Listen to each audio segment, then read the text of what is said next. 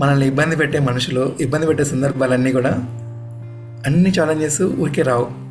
వాళ్ళకు పర్పస్ ఉంటుందన్నమాట. ఆ పర్పస్ని మనం అర్థం చేసుకున్న రోజున వాళ్ళు వాళ్ళ రియల్ స్టేట్కి వెళ్ళిపోతారు.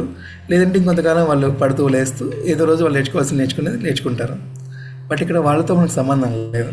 నేను ఇందాకే చెప్పాను, ఏ వ్యక్తితోనూ సంబంధం లేదు. మిమ్మల్ని ఇబ్బంది పెట్టిన వ్యక్తులు కావచ్చు, ఇబ్బంది పెట్టిన సందర్భాలు కావచ్చు, ఆ వ్యక్తులందరినీ పక్కన పెట్టేయండి. పలానా వ్యక్తి ఇలా అన్నారు, పలానా వ్యక్తి నన్ను ఇలా మోసం చేశారు, పలానా వ్యక్తి నన్ను ఇలా వెనక నుంచి ఇలా చేశారు, ఇవన్నీ పక్కన పెట్టేయండి. మనుషులతో అనవసరం. ఆ సిచ్యువేషన్ జరిగినప్పుడు, ఆ వ్యక్తి అలా చేసినప్పుడు మన లోపల ఏం జరిగింది, మన లోపల ఏం జరుగుతూ ఉంది, కోపం వస్తూ ఉందా, ద్వేషం వస్తూ ఉందా, దుఃఖం వస్తూ ఉందా, బాధ వస్తూ ఉందా, మన లోపల ఏం జరుగుతూ ఉంది, దాన్ని గమనించండి. దాన్ని ఒక పేపర్ మీద రాసుకొని, ఇలాంటి సందర్భాలు ఇంతకుముందు ఎప్పుడైనా జరిగాయా, ఈ ప్యాటర్న్స్ ఎప్పుడైనా ముందున్నాయా చెక్ చేసుకోండి. ఉంటే ఈ ప్యాటర్న్స్కి మూల కారణం ఎక్కడ ఉంది. మ్యాక్సిమం మనకు 7 years లోపల ఉంటాయి.